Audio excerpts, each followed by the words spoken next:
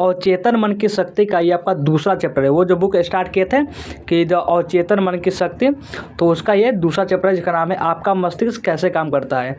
इससे पहले 2 लेक्चर आपको अपलोड हो चुका है, आप वो नहीं देखे तो पूरा प्लेलिस्ट का लिंक आपको डिस्क्रिप्शन में मिलेगा। अवचेतन मन की शक्ति का जो बुक है इसका पूरा प्लेलिस्ट का लिंक आपको डिस्क्रिप्शन में मिलेगा। आप वहाँ जाकर इसको जो आपका जो चैप्टर छूटा है उसको आपको पढ़ सकते हैं। बहुत कुछ नॉलेजेबल है आपका ये बुक है।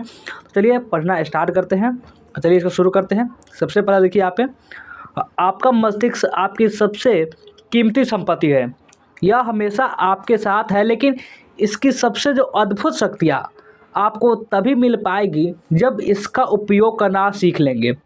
जैसा हम देख चुके हैं, आपके मस्तिष्क के 2 स्तर हैं, एक चेतन या तार्किक स्तर और एक अवचेतन यानी कि अतार्किक स्तर। आप अपने चेतन मन से विचार करते हैं, आपके आदतन विचार आपके अवचेतन मन में उतर जाते हैं, जो आपके विचारों की प्रकृति के अनुरूप परिस्थितियां बनाता है। आपका अवचेतन मन आपकी भावनाओं का स्थान है। यह रचनात्मक है। अगर आप अच्छा सोचते हैं तो आपको अच्छे परिणाम मिलेंगे, और आगे देखिए, और अगर आप बुरा सोचते हैं तो आपको बुरे परिणाम मिलेंगे। आपका मस्तिष्क इसी तरह काम करता है। और याद रखने वाली सबसे महत्वपूर्ण बात यह है कि अवचेतन मन किसी विचार को स्वीकार कर लेता है तो वह इस बात पर काम करने लगता है। आश्चर्यजनक और सूक्ष्म सत्य यह है कि अवचेतन मन का जो नियम है वह अच्छे तथा बुरे तरह के विचारों पर समान रूप से काम करता है। अगर इस नियम का नकारात्मक प्रयोग किया जाए तो यह असफलता, कुंठा, दुख उत्पन्न करता है। दूसरी तरफ अगर आपकी आदतन सोच सद्भावपूर्ण और सृजनात्मक है तो आपको आदर्श सेहत, सफलता और समृद्धि मिलती है।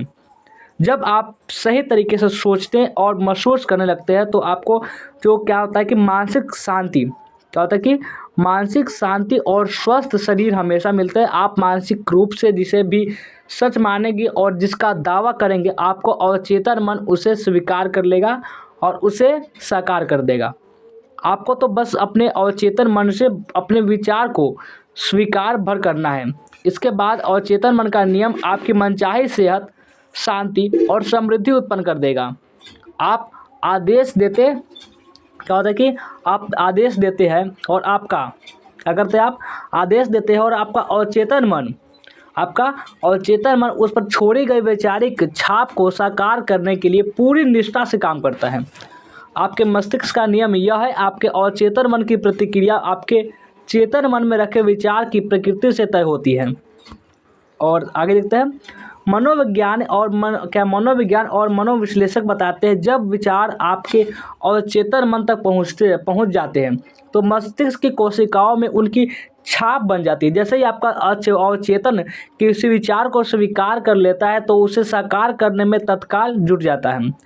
विचारों के जो साहचर्य के अनुसार काम करके यह अपने लक्ष्य को साकार करने के लिए ज्ञान के हर उस हिस्से का इस्तेमाल करता है जो अपने ज़िंदगी का भर इकट्ठा किया है। यह आपके भीतर की असीमित शक्ति, ऊर्जा और बुद्धि का इस्तेमाल करता है। परिणाम पाने के लिए यह प्रकृति के सभी नियमों का, सभी रूल्स का इस्तेमाल करता है। कई बार यह आपकी मुश्किलों का समाधान तत्काल खोज लेता है, जबकि कई बार कई दिनों, सप्ताह, इससे भी ज़्यादा समय लग जाता है इसके तरीके सोचने में, खोजने में, क्या कि असूझ है। चेतन और अचेतन मन में अब विभिन्नता को इसलिए जानते हैं कि जो ये आपका चेतन मन है और अचेतन मन है, इसमें क्या विभिन्नता है, क्या इसमें अंतर है। आपको याद रखना चाहिए कि चेतन और अवचेतन 2 मस्तिष्क नहीं है, वे तो एक ही मस्तिष्क में होने वाली गतिविधियों के 2 क्षेत्र हैं, 2 फील्ड है। आपका जो चेतन मन तार्किक मस्तिष्क है, यह मस्तिष्क का वह हिस्सा है जो विकल्प चुनता है। उदाहरण के लिए आप अपनी पुस्तकें, अपना घर, अपना जीवन साथी चुनते हैं। आप अपने सारे निर्णय चेतन मन से करते हैं। दूसरी तरफ आपके सचेतन चुनाव के बिना ही आपका हृदय अपने आप काम करता है और पाचन, रक्त संचार तथा सांस लेने के लिए अनिवार्य प्रक्रियाएं चलती रहती हैं। उसके बाद क्या होता है कि ये सारे काम आपका अवचेतन मन करता है। इन प्रक्रियाओं के लिए आपके चेतन नियंत्रण की ज़रूरत नहीं होती है। आप अपने अवचेतन मन पर जो भी छाप छोड़ते हैं या आप जिसमें भी प्रबल विश्वास करते हैं, आपका अवचेतन मन उसे स्वीकार कर लेता है। यह आपके चेतन मन की तरह तर्क नहीं करता या बहस नहीं करता। आपका अवचेतन मन उस मिट्टी की तरह है जो किसी भी तरह के बीज को क्या करता है, बीज को स्वीकार कर लेते हैं, बीज को स्वीकार कर लेती है, और चाहे वह अच्छा हो या बुरा। आपके विचार सक्रिय हैं, वह बीज है। नकारात्मक या विध्वंसात्मक विचार आपके अवचेतन मन में नकारात्मक रूप से काम करते हैं। देर सवेर वे प्रकट हो जाएंगे और अपने अनुरूप किसी नकारात्मक घटना को उत्पन्न कर देंगे। किसी न किसी, आप कुछ भी सोच रहे, आप पॉजिटिव सोच रहे, तुरंत आपको जो एकदम कन्वर्जन उसको अपन निगेटिव में बदल देगा। याद रखें, आपका अवचेतन मन यह साबित करने की कोई कोशिश नहीं करता कि आपके विचार अच्छे हैं या बुरे, सही है या गलत। यह तो आपके विचारों या सुझावों की प्रकृति के अनुरूप प्रतिक्रिया करता है। उदाहरण के लिए, अगर आप किसी झूठी चीज़ को भी चेतन रूप से सच मान लिए तो आपका अवचेतन मन इसे सच मान लेगा और उसके अनुरूप परिणाम देने लगेगा, क्योंकि अपने चेतन रूप से इसे सच मान लिया था, लेकिन वो मान ही नहीं पाते, इसलिए तो मुश्किल है। मनोवैज्ञानिकों के प्रयोग। अब मनोवैज्ञानिकों और अन्य शोधकर्ताओं ने बहुत से सम्मोहित लोगों पर प्रयोग किए हैं। उनके शोध से यह स्पष्ट हो जाता है कि अवचेतन मन कोई चयन या तुलना नहीं करता जो तार्किक प्रक्रिया के लिए जरूरी है। आपका अवचेतन मन किसी भी सुझाव को स्वीकार कर लेगा, भले ही वह सरासर झूठा क्यों ना हो, और सुझाव मानने के बाद यह उसके प्रकृति के अनुसार प्रतिक्रिया करेगा, उसका प्रकृति के अनुसार, नेचर के अनुसार उसका फीडबैक देता है। आपका अवचेतन मन कितना सुझावशील है, यह समझने के लिए एक उदाहरण देखें। अगर कोई सम्मोहन विशेषज्ञ किसी को यह सुझाव दे कि वह नेपोलियन बोनापार्ट है या कुत्ता या बिल्ली है, तो वह व्यक्ति पूरी सटीकता से उस भूमिका को निभाने लगेगा। कुछ समय के लिए उसका पूरा व्यक्तित्व बदल जाएगा। वह व्यक्ति खुद को वही मान लेगा जिसका सुझाव सम्मोहन विशेषज्ञ ने दिया है, यानी कि वो जो व्यक्ति का महान व्यक्ति, उदाहरण तुम ये हो, तुम्हारे कहा अच्छा हम ये हैं। निपुण सम्मोहन विशेषज्ञ की अवस्था में अपने किसी विद्यार्थी को यह सुझाव दे सकता है कि वह अपनी पीठ खुजाए, दूसरे को यह सुझाव दे सकता है कि उसकी नाक से खून बह रहा है, तीसरे को यह सुझाव दे सकता है कि वह संगमरमर की मूर्ति है। यानी कि दिमाग, आपका ये दिमाग ही है जो आपको सुझाव दे रहा है, जो कि आपका जो मिथ्या होती है, यानी जो झूठ होती है, उसको भी ये क्या करता है, सच मान लेता है अगर आप उसे संकेत करते हैं। तथा चौथे को यह सुझाव दे सकता है कि तापमान 0 से कम है और वह बर्फ की तरह जम जाएगा। हर विद्यार्थी उसे दिए गए विशेष सुझाव के अनुरूप काम करेगा। वह उन सभी परिस्थितियों को नज़रअंदाज कर देगा जो उस सम्मोहन के सुझाव के अनुरूप न हो। आते हैं अगले चैप्टर पर। आपका अगला जो चैप्टर है, अगला जो पेज है, इसमें है कि यह आसान, क्या दिया गया है इसमें कि यह आसान उदाहरण आपके चेतन मन या तार्किक मस्तिष्क और आपके अवचेतन मन के अंतर को रेखांकित करता है। आपका अवचेतन मन भाववाचक और चयनहीन है। यह हर उस चीज़ को सच मान लेता है जिसे आपका चेतन मन सच मानता है। इसलिए यह महत्वपूर्ण है कि आप ऐसे विचार और आधार वाक्य चुनें जो आपको सुख पहुंचाए, आपका उपचार करे और आपकी आत्मा को खुशी से भरे। अब यथार्थवादी और कल्पनावादी का स्पष्टीकरण भी जान लेते हैं। क्या होता है यथार्थवादी और क्या होता है कल्पनावादी। चेतन मन को कई बार यथार्थवादी मन कहा जाता है क्योंकि इसका संबंध बाहरी वस्तुओं से होता है। यथार्थवादी मन यानी कि ऑब्जेक्टिव माइंड भी इसे बोलते हैं, बाहरी दुनिया के प्रति जागरूक रहता है। इसके अवलोकन के साधन आपकी 5 शारीरिक इंद्रियां है। आपका यथार्थवादी मन आपके परिवेश से संपर्क का मार्गदर्शन और निर्देशक है। आप अपनी 5 इंद्रियों के जरिए ज्ञान हासिल करते हैं। आपका यथार्थवादी मन अवलोकन, अनुभव और शिक्षा से सीखता है।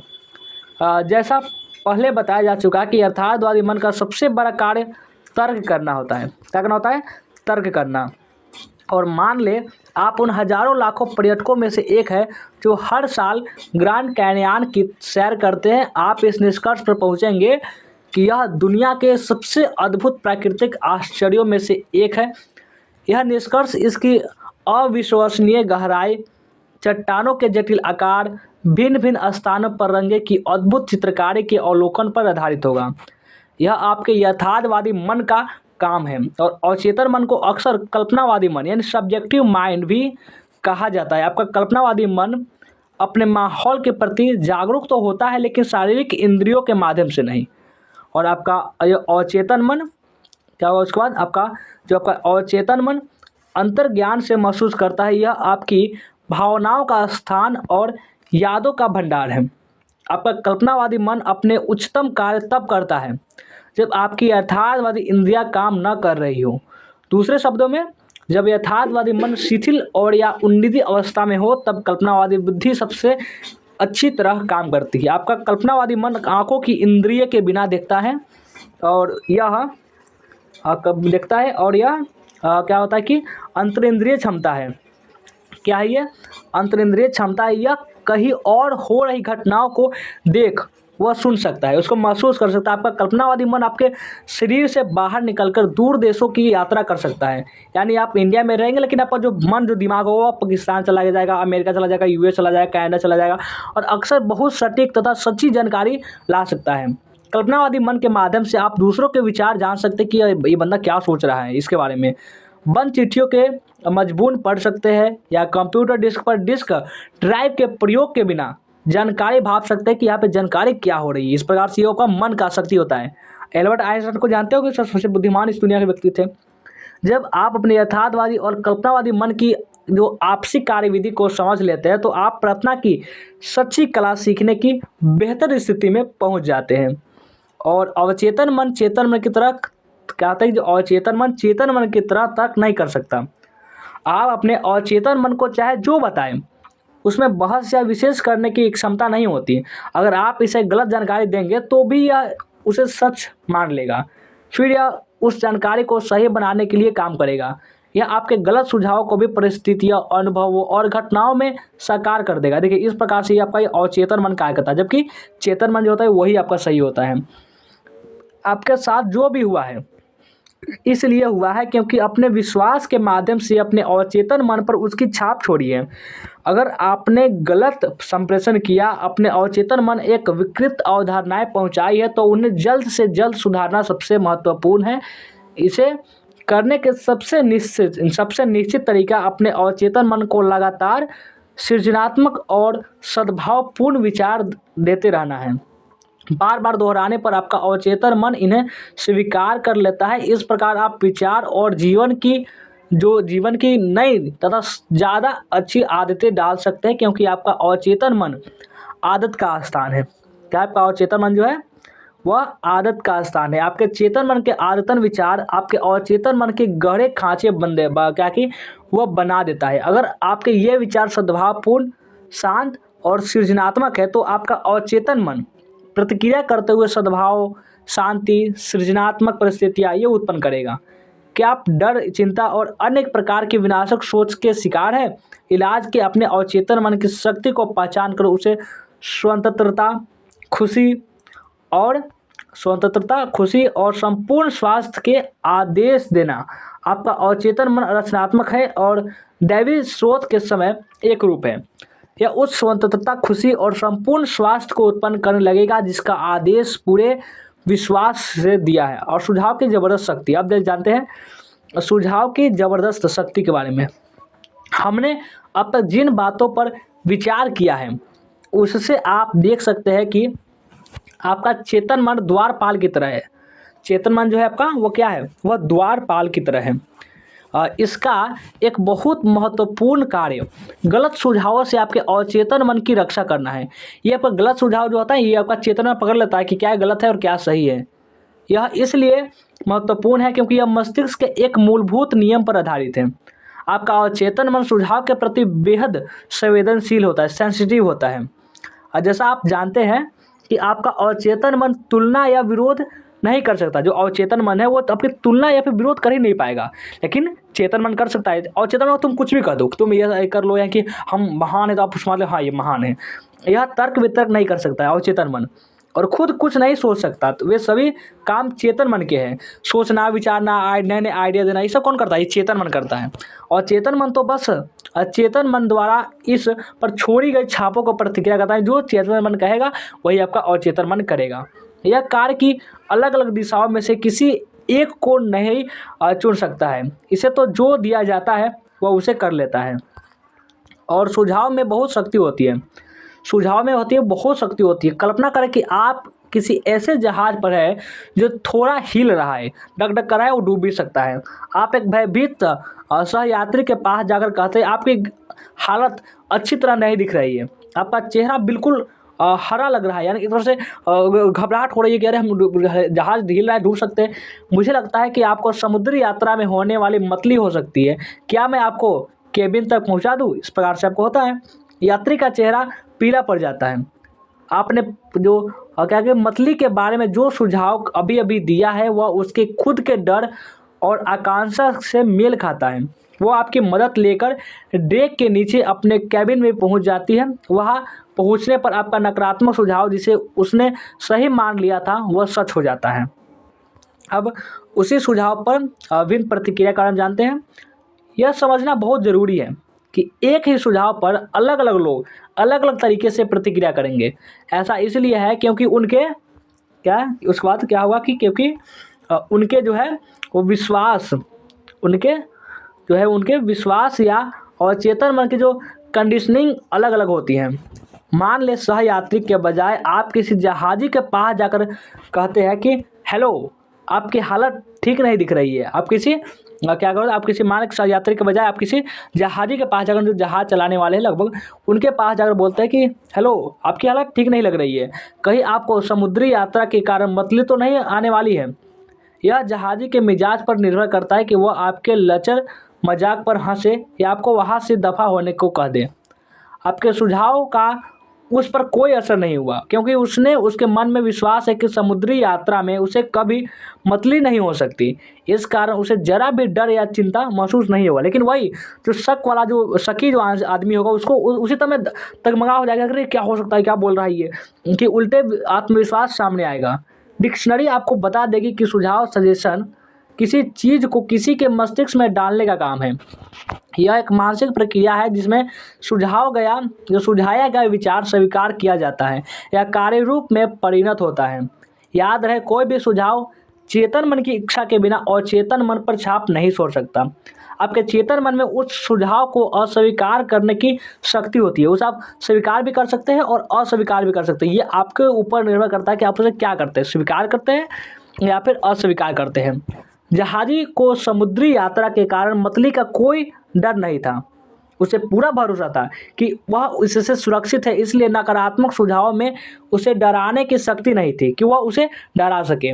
लेकिन आपके सहयात्री पहले से ही बीमार होने के बारे में चिंतित थी, इसलिए आपके सुझाव के अनुरूप परिस्थितियां बन गई। यानी वो पहले से डरा हुआ है तो लोग उसको और डराएंगे, नहीं डरा हुआ तो उसको कोई डरा नहीं पाएगा, चाहे वो कुछ भी कर ले। और देखिए आगे, हम सबके अपने अंदरूनी डर, मान्यताएं और राय होती है। यह अंदरूनी मान्यताएं हमारे जीवन को नियंत्रित करती है। सुझाव में स्वयं की कोई शक्ति नहीं होती। इसकी शक्ति तो इस बात से उत्पन्न होती है कि आप इसे मानसिक रूप से स्वीकार कर लेते हैं।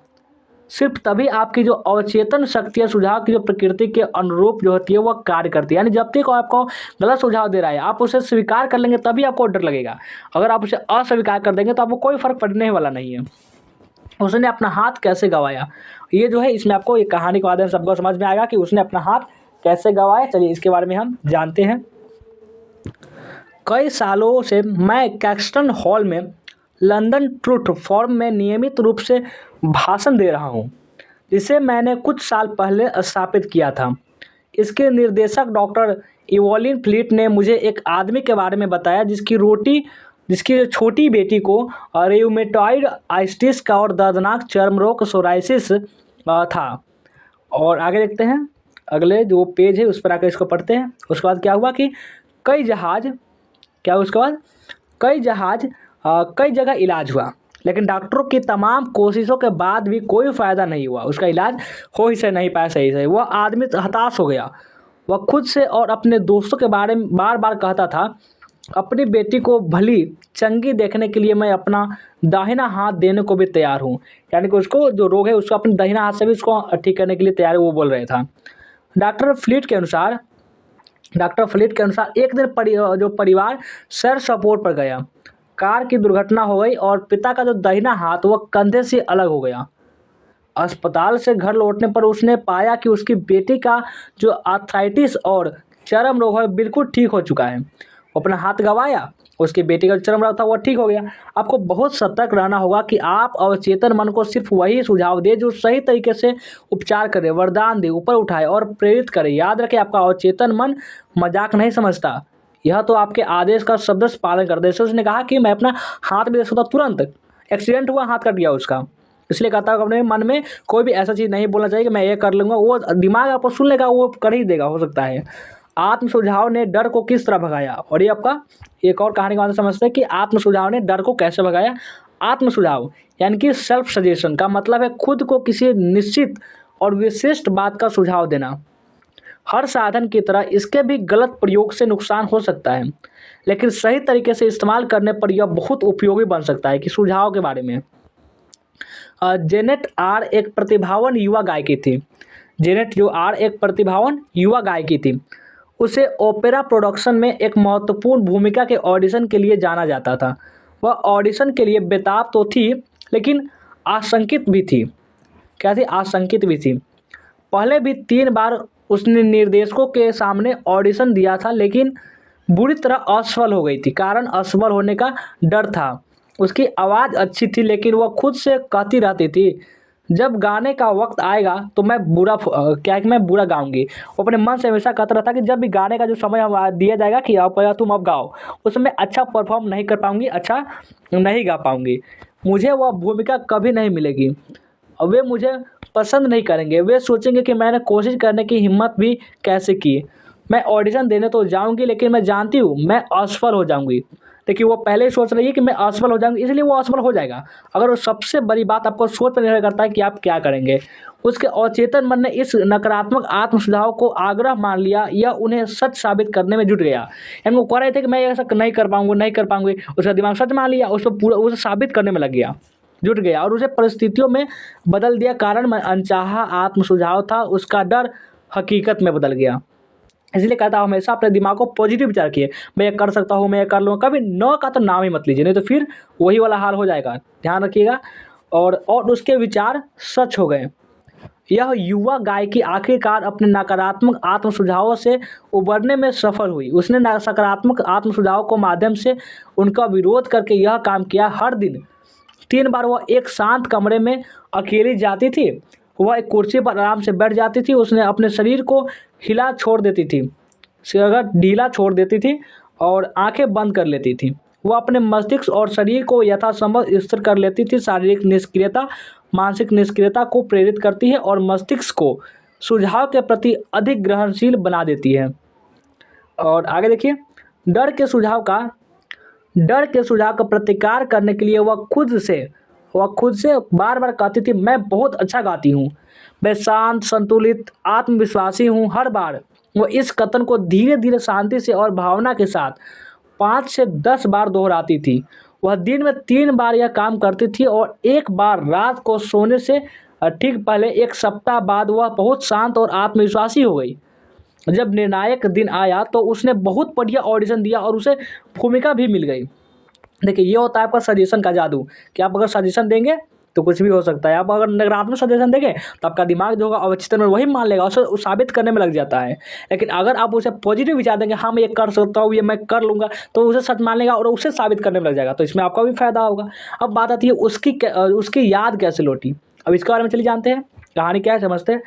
75 साल की एक महिला को हमेशा से अपनी याददाश्त पर गर्व था, कि उस गर्व था, अरे मैं इतना याददाश्त हमारा चीज़ है कि हम तो 10 साल 20 साल का याद रख सकता है। उसकी याद कैसे, इसके बारे में समझिए।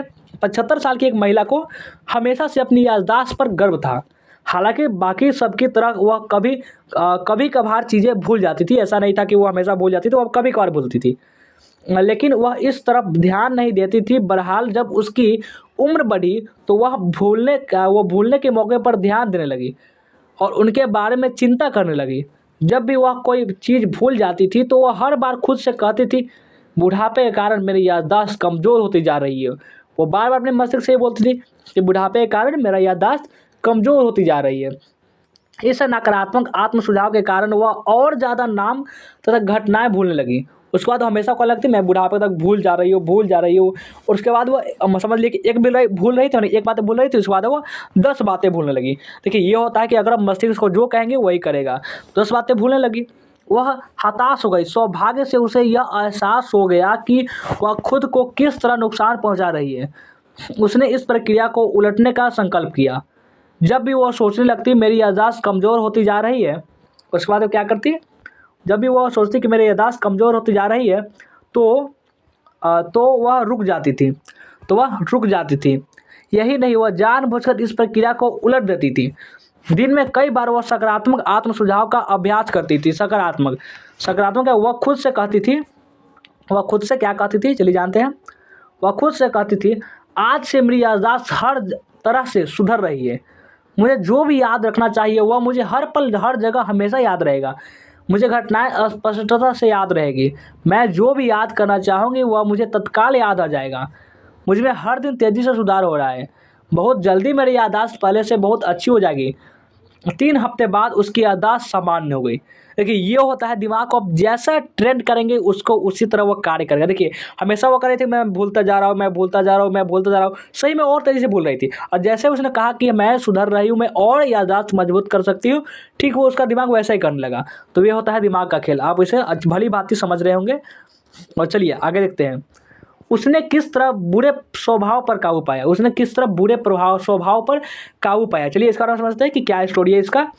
एक व्यक्ति मेरे पास परामर्श लेने आया। उसका व्यवहारिक जीवन और करियर दोनों ही गंभीर संकट में थे। यूडी की समस्या यह थी कि वह बहुत चिड़चिड़ा और गुस्सैल था। वह इसके बारे में खुद चिंतित था, लेकिन अगर कोई दूसरा इसके बारे में उससे बात करने की कोशिश करता था तो वह आग बबूला हो उठता था। वह खुद उसे बार बार कहता था कि सब लोग उसे सता रहे थे और उसे उनसे अपनी रक्षा करनी थी।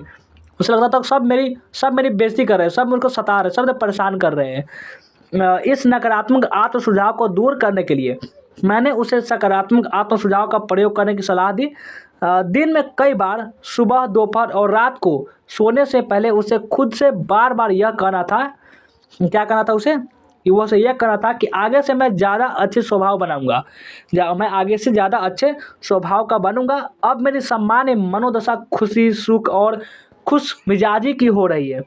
हर दिन मैं अधिक प्रेम करने काबिल और समझदार बन रहा हूँ। मैं अपने आसपास के सभी लोगों के लिए आनंद और सद्भावना का केंद्र रहूँगा तथा अपने अच्छे व्यवहार से उन्हें खुश कर दूँगा। यह सुखद खुशनुमा स्वभाव अब मेरी सामान्य सहज मानसिक स्थिति बन रही है।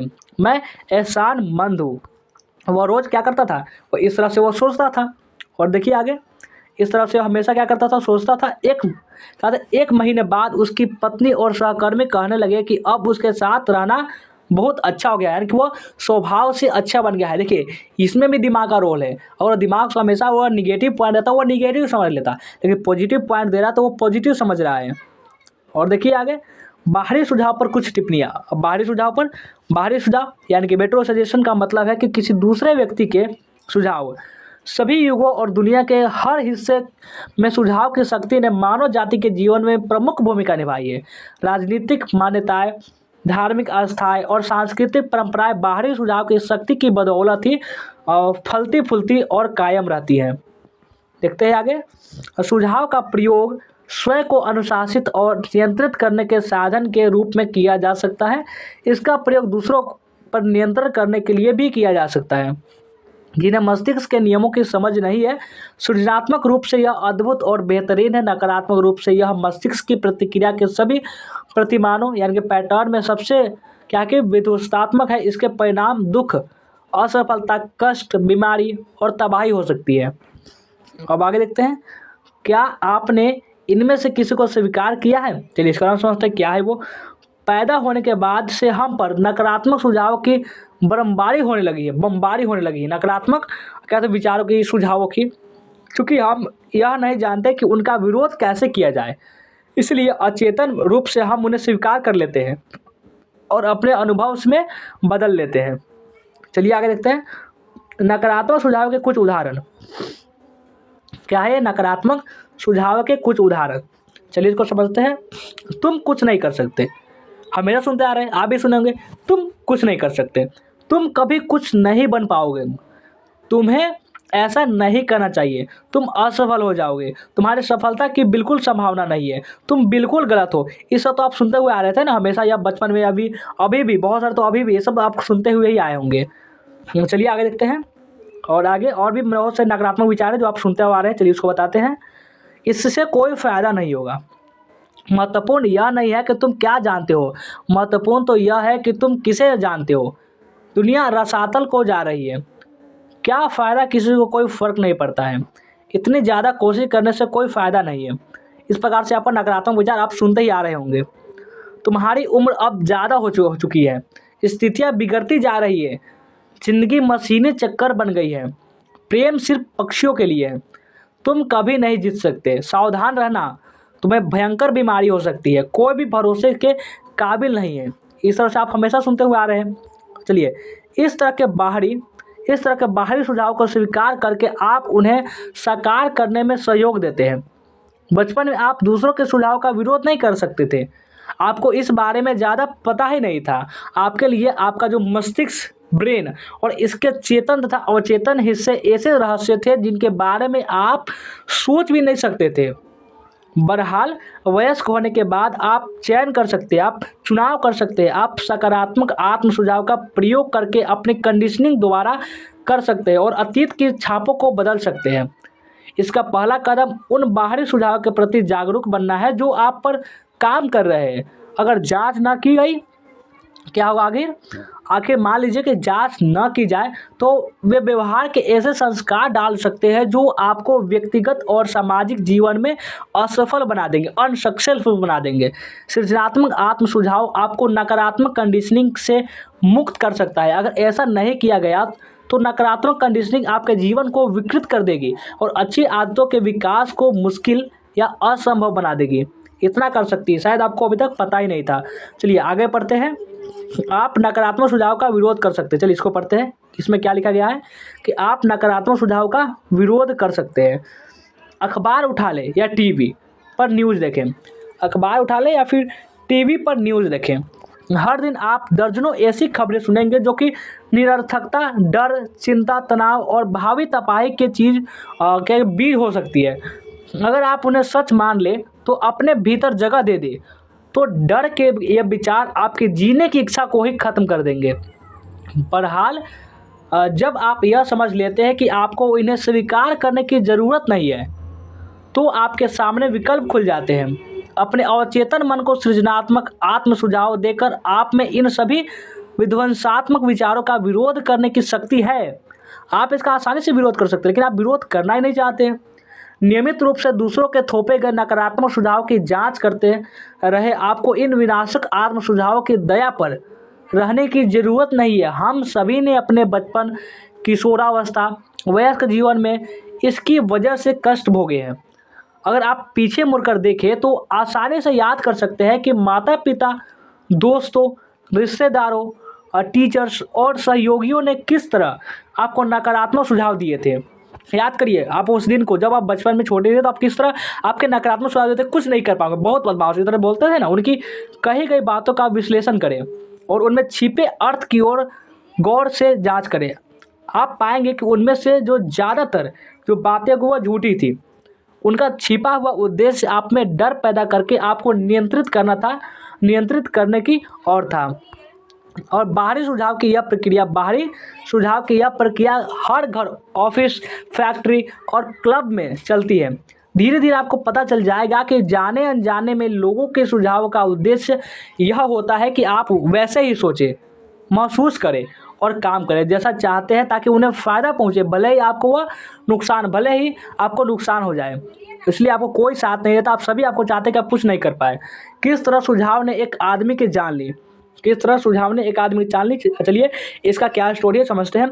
मेरे दूर के एक रिश्तेदार ने भारत की एक मशहूर महिला भविष्यवक्ता यानी कि क्राइस्टल गैजर से अपना भविष्य पूछा।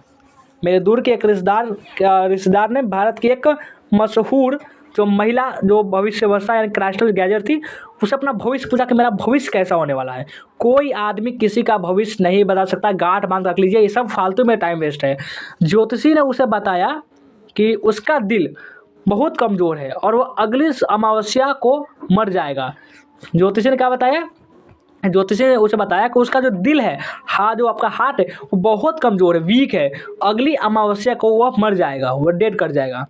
और आगे क्या हुआ, मेरा रिश्तेदार स्तंभ रह गया, वह स्तंभ रह गया, और खड़े के खड़े रह गया, बैठे गए तो बैठे रह गया। उसने अपने परिवार के हर व्यक्ति को भविष्यवाणी बताई। उसने अपने वकील से मिलकर वसीयत ठीक करवा ली। जब मैंने उसे उसके विश्वास से डिगाने की कोशिश की तो उसने मुझे बताया, क्या है, उसने मुझे क्या बताया, चलिए जानते हैं। उसने मुझे बताया कि उस भविष्यता में अद्भुत परलौकिक शक्तियाँ है, कि वो भविष्य देखने में बहुत पावरफुल है, उसके पास बहुत शक्तियाँ है, वह भविष्यवक्ता लोगों का बहुत भला या बुरा कर सकती है।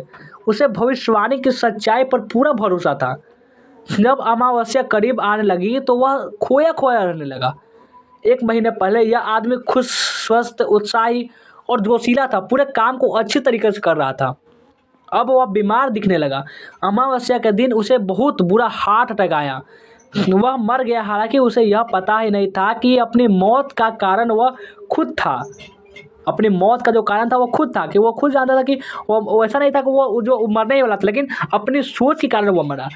हम में से कितनों ने इस तरह की कहानियाँ सुनी है और यह सोचकर थोड़े कांपे हैं कि यह दुनिया रहस्यमय अनियंत्रित शक्तियों से भरी पड़ी है। हाँ, दुनिया शक्तियों से भरी पड़ी है, लेकिन वे न तो रहस्यमय हैं और न ही अनियंत्रित। मेरे रिश्तेदार ने खुद अपनी जान ले ली है, क्योंकि उसने एक सशक्त सुझाव को अपने अवचेतन मन में दाखिल होने दिया। उसे भविष्यवक्ता की शक्तियों पर भरोसा था, इसलिए उसने उसके भविष्यवाणी को पूरा स्वीकार कर लिया। वह जो नहीं भी मरने वाला था होगा तो आप उसे मान लेंगे तो उसकी मर ही जाएंगे निश्चित। ये आपका करेक्ट है कि अगर आप इसे करते हैं तो, लेकिन इसलिए आपको कभी भी किसी से भविष्य इस बारे में नहीं पूछना चाहिए, और कोई बता रहा है तो उस पर विश्वास नहीं करना चाहिए। और देखेंगे जिस दिन होगा उस दिन चले जाएंगे। आइए अवचेतन मन की कार्यविधि की जानकारी के आधार पर इस घटना को देखें। व्यक्ति का चेतन या तार्किक मस्तिष्क जिस बात पर यकीन करता है और चेतन मन उसे स्वीकार कर लेता है और उसके अनुरूप कार्य करता है। मेरा रिश्तेदार जब उस भविष्यवक्ता से के पास गया तो वह सुझाव ग्रहण करने की मनोदशा में था। जो भी बोलता वह उससे ग्रहण हो जाता। भविष्यवक्ता ने उसे एक नकारात्मक सुझाव दिया। अगर वह ये कहता कि अगले अगले तुम 1 साल में प्रधानमंत्री बनने वाला, तो उसमें हो सकता था उसके दिमाग में वो चला जाए और उसके बाद उसकी तैयारी करने लगता। लेकिन उसने नकारात्मक विचार दिया जिसे उसने सच मान लिया। वह दशहत में आ गया। उसे पूरा विश्वास था कि अगली अमावस्या को वह मरने वाला है। पूरा 100% वो श्योर हो गया था। उसने इसके बारे में सबको बता दिया और अपनी मौत की तैयारी करने लगा। मौत के बारे में उसके डर और आशंका को उसके अवचेतन मन ने सही मान लिया और उसकी मौत को हकीकत में बदल दिया। उसका उसी समय पर जिसमें वो मरने की इच्छा में था, हार्ट अटैक दे दिया उसके मन ने, दिमाग ने हार्ट अटैक दे दिया, चला गया बेचारा। जिस महिला ने उसकी मौत की भविष्यवाणी की थी उसकी शक्ति मैदान के पत्थरों और लकड़ियों से ज़्यादा नहीं थी। पत्थर और लकड़ी के समान था, लेकिन सिर्फ उसके शब्द ने उस व्यक्ति की जान ले ली। उसके सुझाव में जान लेने की शक्ति नहीं थी। क्या उसके विचार में जान लेने की शक्ति नहीं थी? अगर वह आदमी मन के नियमों को जानता, मन के नियमों को जानता कि मन आपका दिमाग कैसे काम करता है, शायद वो व्यक्ति यह बुक नहीं पढ़ रहा था, तो वह इस नकारात्मक सुझाव को पूरी तरह से अस्वीकार कर देता, अस्वीकार कर देता और भविष्यवक्ता के शब्दों पर जरा भी ध्यान नहीं देता। अगर वह जानता कि वह अपने ही विचारों और भावनाओं द्वारा नियंत्रित है तो वह जिंदा रह सकता था। तब भविष्यवक्ता की भविष्यवाणी बख्तर बंद टैंक पर फेंकी गई। रबर की गेंद जैसी, क्या होता है रबर की गेंद जैसी होती है। जब उसके बाद क्या हुआ कि जब वह आसानी से उसके सुझाव को नकार सकता था। वो कह सकता था यार वाह कुछ नहीं होता है, मैं सब देख लूँगा, इस प्रकार से बोल सकता था। लेकिन उसने कहा नहीं यार बॉम्ब मरने वाले, उसका तैयारी करने लगा पूरा और हवा में उड़ा सकता था जिससे उसे कोई नुकसान नहीं होता। इसके बजाय जागरूकता और समझ की कमी के कारण उसने अपनी मौत को खुद ही बुला लिया कि आओ मेरा मौत, मेरा प्राण लो, ले जाओ। दूसरों के सुझावों में अपनी कोई शक्ति नहीं होती है। आप अपने विचारों द्वारा उन्हें शक्ति देते हैं। आपको अपनी मानसिक सहमति देनी होती है। आपको उस विचार को स्वीकार एक्सेप्ट करना होता है, तब वह विचार आपका बन जाता है और आपका अवचेतन उसे साकार करने के लिए काम करता है। और आगे देखते हैं, याद रखें आपके पास चुनने की क्षमता है। जिंदगी चुने, प्रेम चुने, सेहत चुने। और आगे देखते हैं, माने गए प्रमुख आधार वाक्यों की शक्ति। प्राचीन यूनान के ज़माने में दार्शनिक और तर्क शास्त्रियों ने सिलोजिम नामक तर्क का अध्ययन किया था, स्टडी किया था। सिलोजिम में मस्तिष्क व्यवहारिक संदर्भ में तर्क करता है। इसका मतलब यह है कि आपका चेतन मन जिस प्रमुख आधार वाक्य को सच मानता है उसी से वह निष्कर्ष तय होता है जिस पर आपका अवचेतन मन पहुंचेगा। इस बात से कोई फर्क नहीं पड़ता कि वह सवाल या समस्या कौन सी है। अगर आधार वाक्य सही है तो निष्कर्ष अवश्य ही होगा। और आगे बढ़ते हैं, आगे देखिए। और इसमें है कि अब पहले वाक्य को प्रमुख आधार वाक्य कहा जाता है और सही आधार वाक्य से सही निष्कर्ष निकलते हैं। कॉलेज के एक प्रोफेसर ने न्यूयॉर्क सिटी के टाउन हॉल में मस्तिष्क विज्ञान पर मेरे कुछ भाषण सुने। वे बाद में मुझसे मिलने आए। उन्होंने मुझसे कहा, मेरे जीवन में हर चीज़ गड़बड़ है। मैं अपने सेहत, दौलत और मित्र गंवा चुका हूँ। मैं जिस चीज़ को छूता हूँ वह बिगड़ जाती है, चाहे वो अच्छा भी चीज़ हो, लेकिन मैं उसे अगर छू दूंगा तो वह बिगड़ जाएगी। मैं उन्हें समझाया कि उनकी समस्याएं तार्किक रूप से उनके आत्मविनाशक प्रमुख आधार वाक्य से उत्पन्न हुई है। अपने जीवन को बदलने के लिए उन्होंने अपने चिंतन में एक नया प्रमुख आधार वाक्य स्थापित करना होगा। उन्हें इस विश्वास को सही मानना होगा कि उनके अवचेतन मन की जो असीमित जो बुद्धिमत्ता है उनके आध्यात्मिक, मानसिक और भौतिक मार्गदर्शन दे रही है, निर्देशित कर रही है और समृद्ध बना रही है। जब वे ऐसा कर लेंगे तो उनका जो अवचेतन मन अपने आप उनमें समझदारी से निर्णय कर लेने के लिए निर्देशित करेगा, उनके शरीर का जो उपचार कर देगा, उसको ट्रीटमेंट कर देगा, उनकी मानसिक शांति लौटा देगा। प्रोफेसर ने अपने जीवन की मनचाही तस्वीर बनाई। उनका जो प्रमुख क्या था, उनका जो प्रमुख आधार वाक्य यह था, असीमित बुद्धिमत्ता हर तरीके से मुझे मार्गदर्शन दे रही है। मैं पूरी तरह स्वस्थ हूँ और मेरे मस्तिष्क तथा शरीर में सामंजस्य का नियम काम करता है। मेरे पास सौंदर्य, प्रेम, शांति और प्रचुरता है। सही कर्म और दैवी विज्ञान के सिद्धांत मेरे पूरे जीवन का शासन करते हैं। मैं जानता हूँ, आई नो, कि मेरा प्रमुख आधार वाक्य जीवन के शाश्वत नियमों पर आधारित है और मैं जानता महसूस करता था, विश्वास करता हूँ कि मेरा अवचेतन मन मेरे चेतन मन की विचार प्रकृति के अनुरूप प्रतिक्रिया करेगा। और देखिए आगे, बाद में उन्होंने मुझे अपने प्रगति की जानकारी देते हुए लिखा, मैंने अपने प्रमुख आधार वाक्य को धीरे धीरे शांति से और प्रेम से दिन में कई बार दोहराया। मैं जानता था कि वे मेरे अवचेतन मन की गहराई में उतर रहे। मुझे यकीन था मुझे मस्तिष्क के नियमों के आधार पर के परिणाम मिलेंगे और मैं आपके साथ हुई बातचीत के लिए बहुत कृतज्ञ हूँ और मैं यह कहना चाहूँगा कि मेरे जीवन के सभी क्षेत्रों में बहुत सुधार हो रहा है। यह कारगर है। और चलिए आगे बढ़ते हैं। देखिए, इसमें अवचेतन मन बहस नहीं करता। चलिए इसका हम समझते हैं कि क्या होता है आखिर इस बारे में। अवचेतन मन बहस नहीं करता, इसका बारे में पढ़ते हैं। अवचेतन मन बहुत समझदार है। अवचेतन मन जो है वो बहुत समझदार है। यह सभी सवालों के जवाब जानता है। बहरहाल इसे पता नहीं होता कि यह जानता है। यह आपके साथ बहस नहीं करता, यह पलटकर जवाब नहीं देता है, यह ऐसा नहीं कहता आप मुझ पर इस तरह के सुझाव की छाप न छोड़े। वो कुछ बोलेगा नहीं, उसे कुछ भी आप बोल दे, वो कितना भी बोल दे, वो कुछ कहेगा कि नहीं कि मुझे ऐसा क्यों कर रहे हो, मुझे ऐसा नहीं करना चाहिए। जब आप कहते हैं मैं यह नहीं कर सकता, मेरी उम्र बहुत ज़्यादा हो गई है, मैं इस जिम्मेदारी को नहीं निभा सकता, मैं गलत जगह गलत घर में पैदा हो गया था, मैं सही नेताओं को नहीं जानता हूँ, तो आप इन नकारात्मक विचारों को अपने अवचेतन मन में भर रहे हैं। यह उनके अनुरूप क्या करेगा, यह उनके अनुरूप प्रतिक्रिया करता है। आप दरअसल अपनी ही भलाई का रास्ता रोक रहे हैं। आप अपने जीवन में कमी, सीमा और कुंठा उत्पन्न कर रहे हैं। जब आप अपने चेतन मन में बाधा, अवरोध और विलंब की कल्पना करते हैं तो आप अपने अवचेतन मन की जो बुद्धिमत्ता और ज्ञान का लाभ नहीं ले पाते हैं। आपका दरअसल यह विश्वास होता है कि आपका अवचेतन मन आपके समस्या को नहीं सुलझा सकता। इसका परिणाम होता है कि मानसिक और भावनात्मक संकुलन की कॉन्जेशन, जिसके बाद बीमारी और न्यूक्लियोटिक प्रवृत्तियाँ आती है। उसके बाद क्या होता है, अपनी इच्छाओं को साकार करने और कुंठा से उबरने के लिए दिन में कई बार दृढ़ता से कहे कि असीमित बुद्धिमत्ता ने मुझे यह मनोकामना दी है और यही मुझे इस साकार करने की आदर्श योजना की राह दिखाती है और उस ओर ले जाती है और आवश्यक बातें बताती है। मैं जानता हूँ कि मेरे अवचेतन मन की अति गहराई समझ अब प्रतिक्रिया कर रही है और मैं जो महसूस करता हूँ तथा जिस पर मन में दावा करता हूँ वह बाहर व्यक्त होती है। संतुलन के समृद्धि हर ओर है। चलिए अगले पेज पर आते हैं। अगला जो पेज है इसका हम चलिए पढ़ते हैं। इसमें क्या लिखा गया है, आपके लिए काम करे तो इसका सहयोग पाने के लिए आपको इससे सही आग्रह करना होगा। यह आपके लिए हमेशा काम कर रहा है। यह इस समय भी आपके हृदय की धड़कन और सांस को नियंत्रित कर रहा है। जब आपकी उंगली कट जाती है तो यह उपचार करने की जटिल प्रक्रिया शुरू कर देता है। इसकी सबसे मूलभूत प्रवृत्ति जीवन की ओर है और यह हमेशा आपकी देखभाल करता है और आपको सुरक्षित रखता है।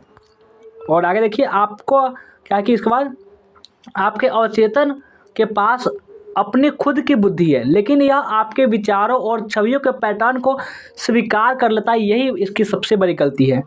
जब आप किसी समस्या का जवाब तलाशते हैं तो आपका अवचेतन प्रतिक्रिया करेगा, लेकिन वो आपसे उम्मीद करेगा कि आप अपने चेतन मन में किसी सच्चे निर्णय या फैसले पर पहुंच जाए। आपको यह जानना होगा कि आपके अवचेतन मन के पास जवाब है।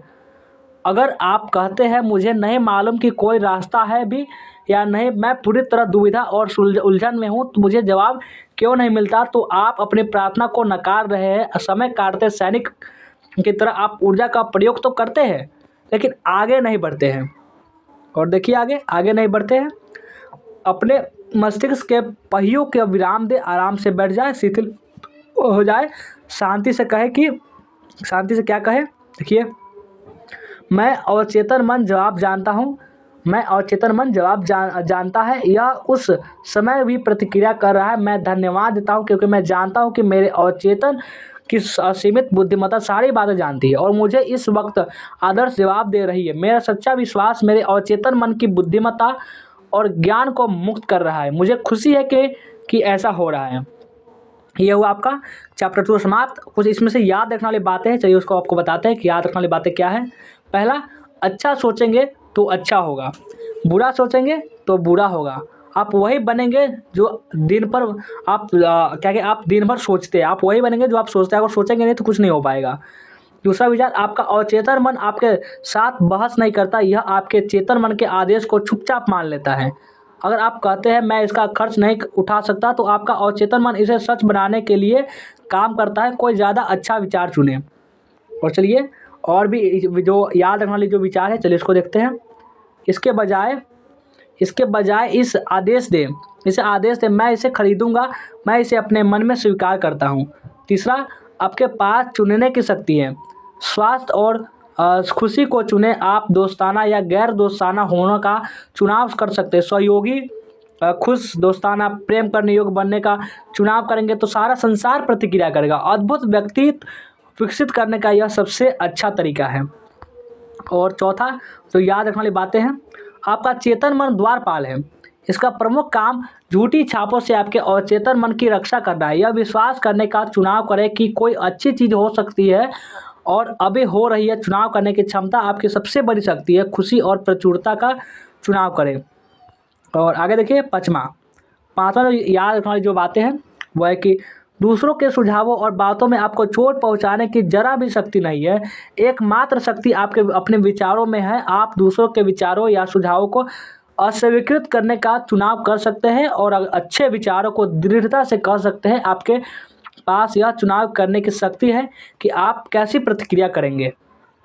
और चलिए छठा जो आपको याद रखने के लायक विचार है वो है कि अपने शब्दों पर ध्यान दें। अपने शब्दों पर ध्यान दें। आपको हर आलसी शब्द का हिसाब देना होगा। कभी यह ना कहे कि मैं असफल हो जाऊंगा, मेरी नौकरी छूट जाएगी, मैं किराया नहीं चुका सकता। आपका अवचेतन मन मजाक नहीं समझ सकता। वो ये नहीं सोचेगा आप मजाक कर, उसे तुरंत सच साबित करने में लग जाएगा। यह इन चीज़ों को हकीकत में बदल देता है।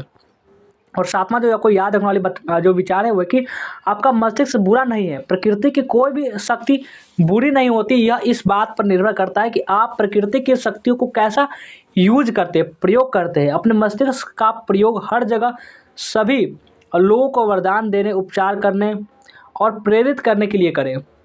और जो आपका अगला जो आठवां जो आपको याद रखने वाले विचार है वो कि कभी ना कहे कि मैं नहीं कर सकता।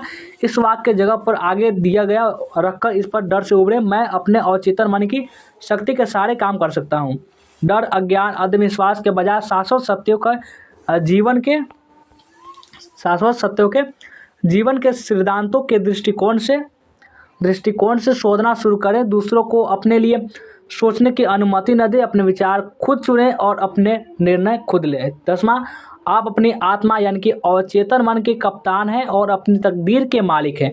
याद रखें, आपके पास चुनने की क्षमता है। ज़िंदगी चुनें, प्रेम चुनें, सेहत चुनें, खुशी चुनें। और 11वां जो इससे आपको याद रखने वाली बात है कि आपका चेतन मन जिसे भी सच मानता है, आपका अवचेतन मन उसे स्वीकार कर लेगा और हकीकत बना देगा। खुशी किस्मती, दैवीय मार्गदर्शन, सही कर्म और जीवन की सभी नियामतों के विश्वासों में करें। तो ये था आपका चैप्टर नंबर 2 यानी कि आपका अवचेतन मन की शक्ति का, ये आपका पार्ट 2 था आपका। इससे पहले हमने पार्ट 1 करा दिया था, विषय सूची में करा दिया, वो नहीं देखा हो डिस्क्रिप्शन में लिंक मिलेगा, जाकर के देख सकते हैं। कैसा लगा आज का ये वीडियो कमेंट करके हमें जरूर बताएंगे कैसा लगा आज का वीडियो। लाइक नहीं किया हो तो लाइक कर देंगे प्लीज़, शेयर भी कर देंगे। आप इस चैनल पर नए हैं तो चैनल को सब्सक्राइब भी कर लेंगे।